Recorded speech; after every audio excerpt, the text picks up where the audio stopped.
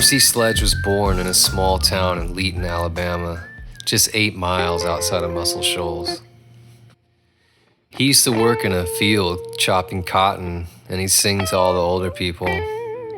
He said that he'd just wail out and just wait to hear his voice echo back to him. Everyone that heard him sing said, "Your voice is going to be heard all over the world." He never believed him. Percy also worked at a local hospital as an orderly, and he used to sing to the sick people, and he said that he got a kick out of it because he'd see him smiling up there and starting to feel better as he sang. One night he got invited to sing at an Elks Lodge in Sheffield, Alabama.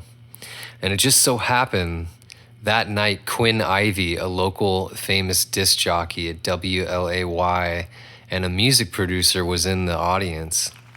He heard Percy sing a song and he loved the feel and the melody of it.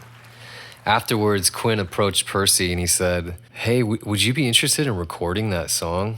And Percy, despite having no experience in the music business or in the music studio or recording at all, he agreed. Percy showed up to the studio and he said that he was shaking like a leaf. He said he was so scared.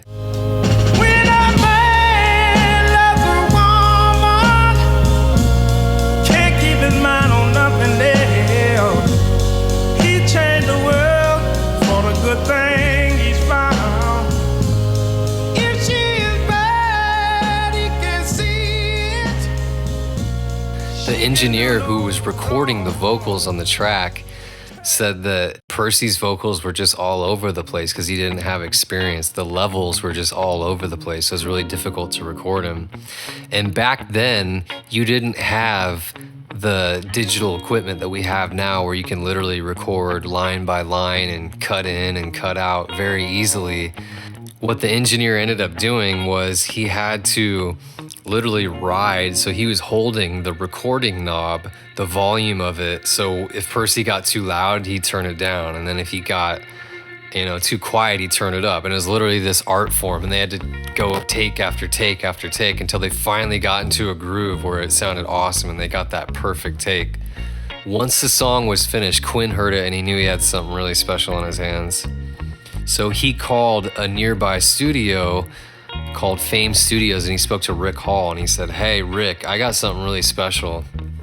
He said, "Do you know where we could, get a deal for this guy?" Rick heard the song and he loved it and he said, "Yeah, I know who to call." So Rick picked up the phone and he called Jerry Wexler at Atlantic Records.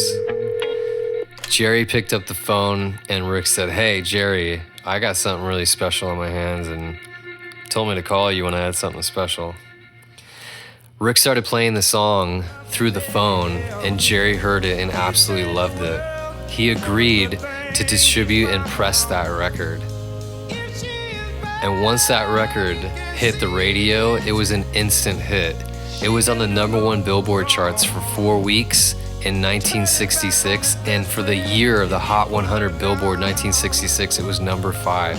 The song has been heavily covered, such as artists like Jerry Lee Lewis, Bette Midler, Michael Bolton, just to name a few.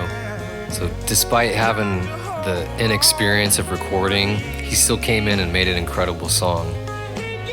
When a Man Loves a Woman is still revered as one of the biggest classics in the business today. And some people may say that he was in the right place or it was the right time or he just got lucky. But regardless, despite being scared, he followed his soul and blessed us with an amazing song.